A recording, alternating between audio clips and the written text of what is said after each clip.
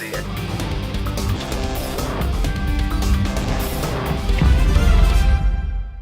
Hola, ¿qué tal? Muy buenos días. Bienvenidos a Exprésate, una producción del Tribunal Electoral del Poder Judicial de la Federación.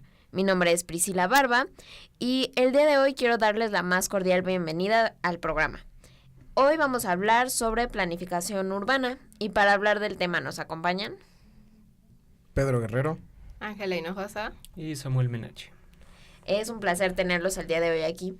La Ciudad de México tiene una población aproximadamente de 20.843.000 habitantes y diariamente las personas tienen que transportarse grandes distancias para sus trabajos o escuela, de tal manera que se genera contaminación, tráfico y con ello una mala calidad de vida, ya que la mayor parte del tiempo es empleada en la transportación de un lugar a otro. Es una ciudad muy grande, pero se vuelve muy caótico debido al tránsito que tenemos diariamente. ¿En qué consiste o cómo podemos definir la planificación urbana? Bueno, la planificación urbana consistiría en poder realizar diferentes estudios que de alguna manera permitan a los ciudadanos el poder tener una mejor calidad de vida en el entorno en donde se encuentran. Es por así decirlo, la manera más resumida en que podría definir esto. Sí, un poco complementando la respuesta de mi compañero Samuel, básicamente son aspectos técnicos y normativos los que nos dicen hacia dónde va a crecer la ciudad y se puede dar en un panorama de 5, 10, 15, 20, hasta 30 años, incluso hay ciudades en Londres donde se planea hasta 30 años y esto es tu visión a futuro de una ciudad, qué es lo que quieres o lo que esperas de las ciudades. Bueno, ¿ustedes cuál creen que sería la importancia de planificar una ciudad?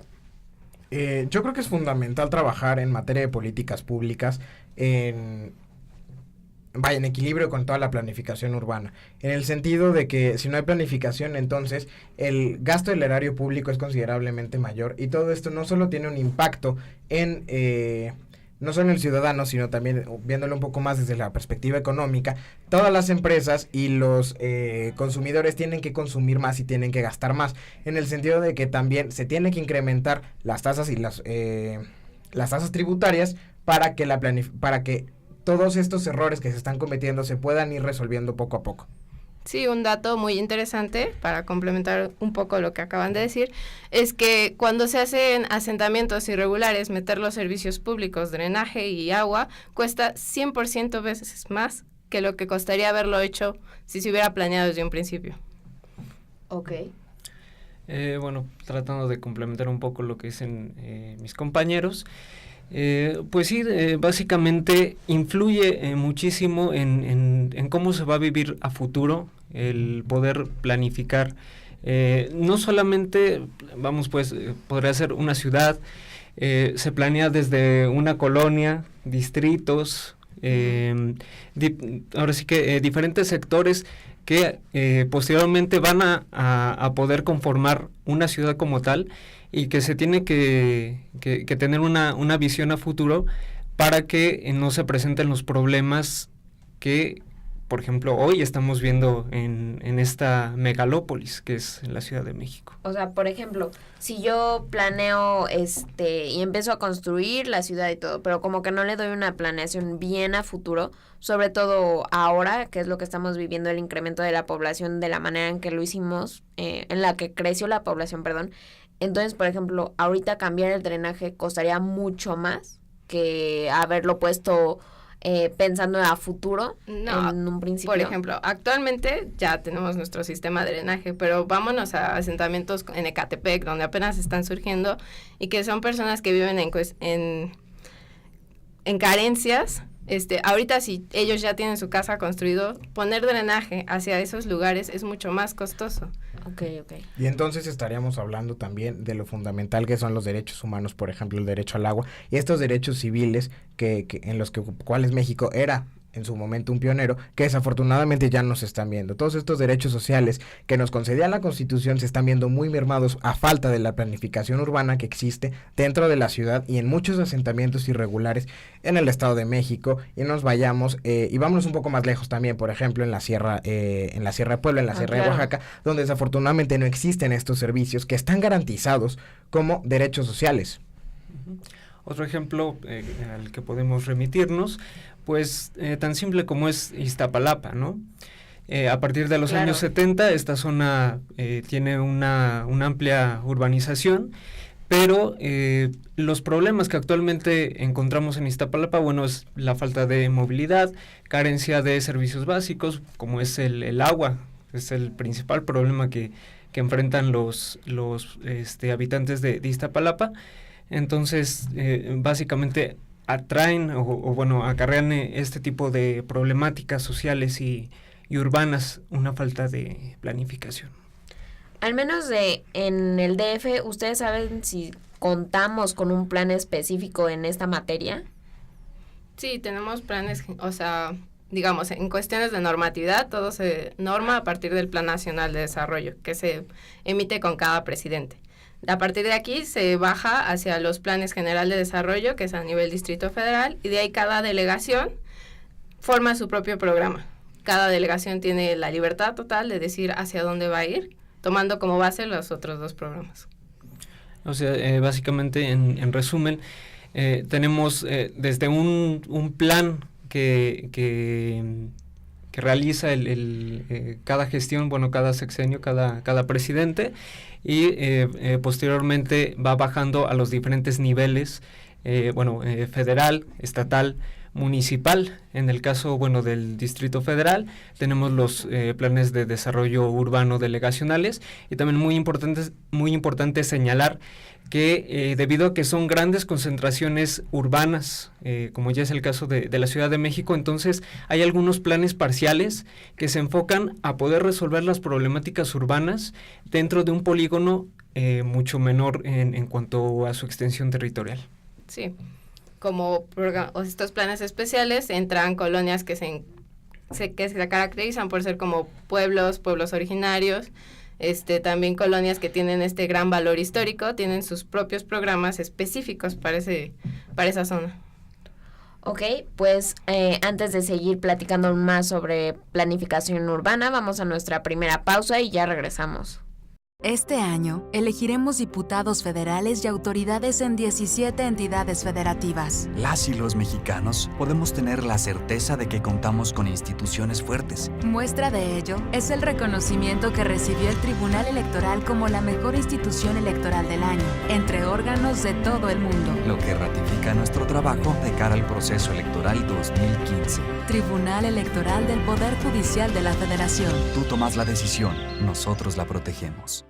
Estamos platicando sobre planificación urbana en la actualidad y sobre todo en México, pero abordando un poco más este tema, no solo desde pensar a futuro y pensar más allá, hay que abordarlo desde las problemáticas. ¿Ustedes cuáles consideran que son los principales problemas de urbanidad que tenemos en esta ciudad? Pues en esta ciudad hay un montonal de problemas, pero creo que los principales que pueden asaltar a la vista en este momento, pues es una falta de movilidad y de planeación en cuanto a las políticas en materia de transporte. Se están haciendo varios proyectos, por ejemplo, ya venimos viendo desde hace un poco de tiempo el proyecto del Metrobús, que en cierta manera ha servido, pero no ha logrado mitigar esta serie de problemas. También, tenemos el caso del metro, la actual línea 12, que una parte de esta línea no está funcionando, pero que ha tratado de atacar esta falta de veracidad, el hecho de poder poner al corriente todos los planes que no han podido concretarse, desde los planes de desarrollo urbano, y tenemos, diferentes carencias que han tratado de poder mitigarse, pero que no ha sido suficiente. Sí, yo creo que la principal carencia que actualmente vemos es esta falta de conciliación. Hasta hace poco realmente cruzabas del Distrito Federal y pasabas a Estado de México, y a pesar de que es una misma ciudad, no había una normatividad, no había algo que te regulara el transporte o que te vinculara a esas dos zonas. Hasta ahorita, con la creación de esto que se llama el Fondo Metropolitano, se está viendo una conciliación entre los diferentes actores, que yo creo que ya es un avance, porque esto también se va a aplicar en todas las zonas metropolitanas del país, lo cual da una apertura a hacer planeación a nivel ciudad, ya no a nivel político, por así decirlo. Yo creo que principalmente uno de los grandes problemas que actualmente aquejan a los ciudadanos es también la falta de accesibilidad que existe para personas discapacitadas. Puede ser de discapacidad motriz, discapacidad visual, discapacidad auditiva. Desafortunadamente aún, existen sistemas de transporte público que son de por sí deficientes y que poniéndolo en un contexto de 53 millones de mexicanos en situación de pobreza y de hablar de un poco más de la mitad de los habitantes del Distrito Federal que viven en esta condición y no tienen la posibilidad de comprar un automóvil, entonces todos estos aquellos ciudadanos que viven en condiciones de pobreza y que además tienen una discapacidad de cualquier tipo, se torna mucho más complicado y costoso el transporte dentro del Distrito Federal para realizar actividades muy básicas. ¿Ustedes cómo creen que nos afecta directamente a nosotros los jóvenes esta falta de planificación urbana? O sea, tenemos ejemplos de que ahora a miles de niños les quedan lejísimos las escuelas o el tráfico no les permite llegar diariamente a ellas. Pues creo que uno de los principales problemas que atrae esto es la falta de aplicación de estos planes, porque cada uno de estos planes contempla que en determinadas zonas existen polígonos en los cuales va a haber equipamiento en donde van a haber escuelas, donde van a haber hospitales, donde van a haber toda clase de servicios que tienen que servir a una determinada población dentro de esa área en donde viven. Entonces también, existe una gran demanda en los servicios, de hospitalarios, en la educación. Entonces, al no poder mitigarse esta demanda, ¿qué sucede? Que los jóvenes, las personas que también trabajan, tienen que orillarse a poder encontrar esos espacios que necesitan fuera por así decirlo, del entorno inmediato en donde viven. Entonces, por eso se da esta problemática que hay que pasar a veces 2 horas incluso en el tráfico para poder llegar. Es algo inaceptable hasta cierto punto. Sí, y un poco de la falta de equipamientos y la falta de servicios es esto, o sea, si son asentamientos irregulares, lógicamente se lotifican para que hagan casas, la mayor cantidad de casas. Entonces, una vez que ya entra la planeación urbana, te das cuenta que ya no hay espacio para la escuela, ya no hay espacio para el kinder, ya no hay espacio para nada. Y lo mismo pasa, o sea, ni siquiera nos vamos a asentamientos irregulares, lo mismo pasa en los conjuntos habitacionales que tenemos actualmente en las periferias. ¿Qué pasó? Se les pone una escuela que no abarca a las necesidades de la población de esos conjuntos habitacionales que tienen una densidad altísima y se encuentran en la periferia de la ciudad. Y también lo mismo, estas escuelas pueden estar al interior de un conjunto habitacional, pero si los papás de los niños trabajan a 2-3 horas, es más fácil para un papá dejar al niño en una escuela cercana al trabajo que en una escuela donde nadie lo va a cuidar. Esa es la realidad que actualmente tienen las ciudades. Bueno, yo creo que hay que también hacer referencia a todas estas zonas marginadas que incrementan cada día más, por ejemplo, los cinturones de miseria, me parece, porque no hay manera en las que la gente pueda complementar su educación, su formación en ellas, ya que pues la gente sale a buscar mejores empleos al centro de las ciudades, pero los tenemos a ellos como tratando de seguir su vida donde nacieron, que son estos cinturones de miseria. ¿Qué problemáticas aparte consideran que presentan los jóvenes en términos de movilidad?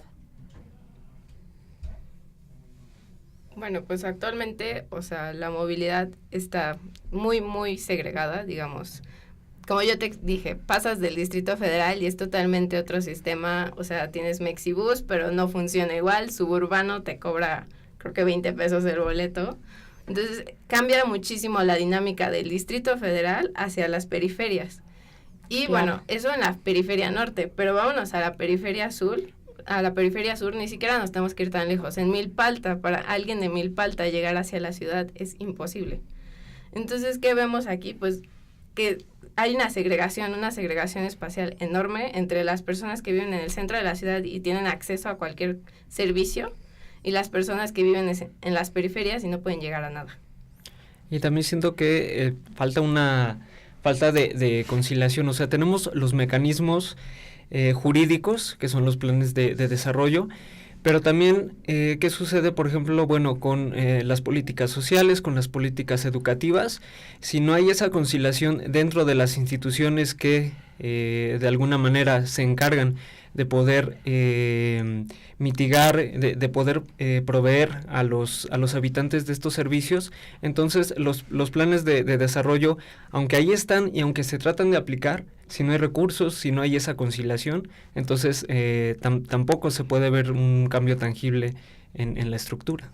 En mi opinión, creo que también los costos no son... los costos del sistema de transporte público en la Ciudad de México, si bien son bajos, no se adaptan a las posibilidades de muchos jóvenes. Es decir, existen tarifas preferenciales en el metro distintas, pero por ejemplo, si nos pasamos a un plano de autobuses urbanos y suburbanos, entonces no existe ninguna clase de tarifa preferencial, puesto que estamos hablando de una concesión a un privado. Entonces... no solamente es una cuestión de tener que tomar, no lo sé, el metro y 2 camiones, sino también de que el costo de estos no se está viendo beneficiado en términos de movilidad para los jóvenes, en el sentido de que son jóvenes que no perciben ingresos, o que si perciben ingresos, son ingresos bajos dado que estudian o que son trabajos de medio tiempo. Entonces, hablando desde el punto de vista social, creo que el gran problema que existe con los jóvenes en la perspectiva de la movilidad es la accesibilidad nuevamente, desde un punto de vista económico que tienen estos para poder hacer uso del sistema de transporte sin que esto les pese. Bueno, pues vamos a nuestra siguiente pausa y ya regresamos para seguir platicando. La democracia es cuestión de todos los días y de todos los ciudadanos, de grandes y pequeñas decisiones. En el Tribunal Electoral trabajamos para que tu voz sea respetada. Resolvemos a favor de la igualdad política entre mujeres y hombres. Defendemos las decisiones que toman con autonomía los pueblos y comunidades indígenas. Nuestras sentencias garantizan el respeto a tus derechos político-electorales, consolidan nuestra democracia. Tribunal Electoral del Poder Judicial de la Federación. Tú tomas la decisión. Nosotros la protegemos. Estamos en el último bloque de nuestro programa y ustedes, ¿cómo creen que afecta la falta de planificación urbana el medio ambiente o la economía, la infraestructura? Por ejemplo, tenemos el caso de las diversas opiniones que tenemos actualmente sobre el aeropuerto que está próximo a realizarse. Bueno, sin duda es un tema que va muy ligado, como mencionas, en diferentes factores, como es la infraestructura y también el medio ambiente. Bueno, la situación actual del aeropuerto nos está rebasando. Tenemos contaminación auditiva, tenemos contaminación en el aire a través de diferentes partículas. No solamente los aviones, lo tenemos en cuanto al uso del automóvil, pero en el caso específico del aeropuerto, no se puede realizar también un plan de desarrollo dentro de esta área que va a ocupar el aeropuerto, si tampoco tenemos diferentes estudios de impacto ambiental, que eso también ha dado mucho que decir en torno a este proyecto que se está realizando. Sí, definitivamente un proyecto necesario para el país, pero que tal vez no es en la localización adecuada, como mucho se ha hablado. Es una zona que ya tiene una calidad ambiental que se ha recuperado en los últimos años y que ahora con este nuevo proyecto es como echar a la basura todo lo que se había hecho en recuperación ambiental. Y nos queda un espacio de muchísimas hectáreas en el actual polígono del aeropuerto que no sabemos qué se va a hacer, pero que aparte es un polígono que tiene asfalto. Entonces ni siquiera puedes decir que vas a armar un parque, porque para recuperar eso son millones de inversión. Me gustaría retomar el punto que menciona, ¿me acuerdo tu nombre?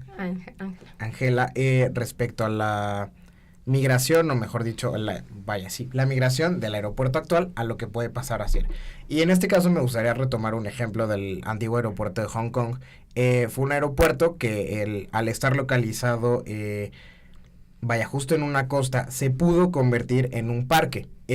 Hoy día es una de las zonas recreativas más grandes que existen en Hong Kong y si bien requirió de bastantes millones de infraestructura, creo que es necesario encontrar un punto de equilibrio entre los beneficios económicos, tanto micro como macroeconómicos, que nos va a traer un nuevo aeropuerto en la Ciudad de México, como el impacto ambiental que se va a tener. Vaya, es también importante mencionar que toda esta Reserva Federal del Lago de Texcoco no va a ser utilizada en su totalidad y que lo que se va a buscar es tratar de equilibrar esto, comenzando por un aeropuerto que trate de tener tecnología que utilice energías renovables, y por otra parte que también se pueda plasmar un plan de un complejo comercial. Ha sido un proyecto que funcionó en Singapur, un proyecto que funcionó en Beijing, un proyecto que funcionó en el nuevo aeropuerto de Hong Kong, y que afortunadamente puede ser posible con bastante planificación. Entonces, ¿cómo afectaría la planificación urbana específicamente en este proyecto? De no existirla, entonces sí encontraríamos una contaminación auditiva, y los beneficios que nos podría traer el nuevo aeropuerto de la Ciudad de México, hablando a un nivel macroeconómico, de los ingresos que podrían existir tanto en el Distrito Federal como en el país, podrían esto podría causar una fuga de no ser bien planeado, y todo este ingreso se iría directamente a la regeneración de los espacios que desafortunadamente estarían siendo muy afectados. Ahora también en cuanto a la infraestructura, esta clase de proyectos que tienen un impacto, que van a repercutir de manera económica, de manera social, de manera en que también van a traer más habitantes hacia esta zona, pues creo que un tema que salta muchísimo a la vista es la cuestión del agua. Proveer esta infraestructura, tenemos muchos problemas de agua. Ahora bien, sí se pueden hacer sistemas de captación en los cuales se pueda hacer 100% sustentable el proyecto, pero nos remitimos nuevamente al problema de una falta de planificación. O sea, si realmente se efectúa, pues bienvenido, ¿no? Pero tener que estar pendientes, ¿no? de estas cuestiones. Si se lleva a cabo correctamente. Ajá. Bueno, casi se nos acaba el tiempo, y a manera de conclusión me gustaría escuchar, si ustedes tuvieran la oportunidad de volver a rediseñar esta ciudad, ¿cómo lo harían? ¿Cuál sería como su plan ideal? Pues creo, en mi caso, rescatar más áreas verdes. No por nada a la ciudad se le llama la selva de asfalto. Creo que si pudiera rediseñar esta ciudad, bueno, proveerla de más espacios verdes, un sistema de transporte más eficaz. No es que me queje al 100% del que tenemos, pero un pequeñísimo y simple ejemplo es la planificación o el proyecto que tenía el sistema de transporte colectivo Metro. Cuando se hizo, estaba previsto que aproximadamente para dentro de 20 años ya se contaran con 35 líneas. ¿Cuál es la realidad actual? O sea, tenemos apenas 12. Y que muchas de estas líneas iban a correr, por ejemplo, en Periférico, en Avenida de los Insurgentes, o sea, en muchas avenidas que se sabía que iban a contar con una gran demanda de movilidad. Pero nuevamente, pues las políticas públicas, cuestión de presupuesto, social, político, una serie de factores que a la realidad de hoy no han permitido realizar los planes que se tenían hace 40 años, ¿no? Sí. Bueno, en mi caso yo creo que sí hay que destacar que para mí yo no creo que tengas que tirar una ciudad y volverla a hacer, porque simple y sencillamente eso no funciona. Tenemos caso de muchísimas ciudades que se construyeron desde cero y no son adaptables a los usuarios, pero sí creo que podemos darle una calidad mayor a los espacios. Podemos darle esta valorización al peatón, dejar detrás al coche, porque es lo que tenemos actualmente. Yo realmente te diría, no haría más supervías porque no nos sirven. O sea, hay que destacar que 7% de los viajes en toda la ciudad se hacen en coche. Sí. Y el resto de las personas van atascadas en un metrobús, en un camión. Entonces, ¿por qué no darle prioridad a esas personas y hacer mejor esto, hacer espacios más vivibles, hacer espacios públicos, zonas verdes, que mejore la imagen urbana, pero no rediseñarla desde cero, ¿no? Porque pues la ciudad tiene sus dinámicas que se adaptan a los usuarios. Nuevamente trabajaría principalmente en la cuestión de accesibilidad y sobre todo trabajar en una cultura de legalidad.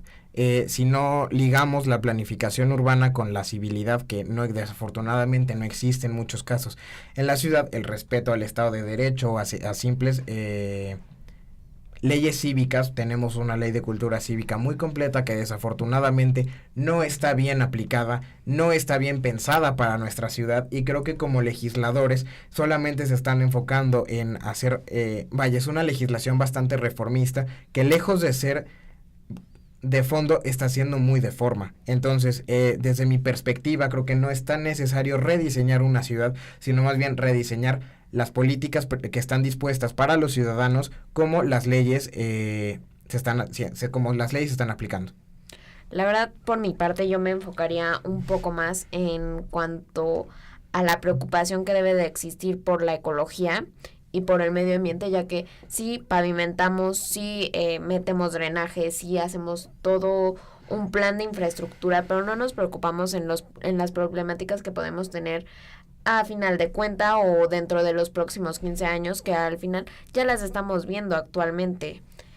Por ejemplo, tenemos el caso de los canales de Iztapalapa, que ahorita ya no se dan abastecimiento con la lluvia para poder cumplirle a toda la gente, para poder brindarle agua, que es, como ustedes lo mencionaban, un derecho fundamental. Y pues bueno, el día de hoy se nos terminó el tiempo. Muchas gracias por su atención. Mi nombre es Priscila Barba y los esperamos en una emisión más de Exprésate.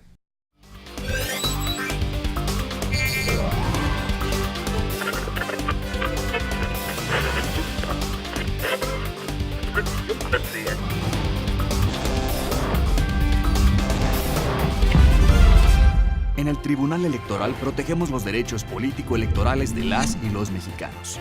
En los últimos 3 años atendimos más de 60,000 asuntos, 8 de cada 10 interpuestos por ciudadanos, y en este año resueltos en apenas 11 días.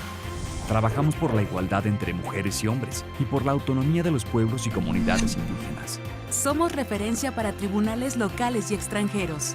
Tribunal Electoral del Poder Judicial de la Federación. Tú tomas la decisión, nosotros la protegemos.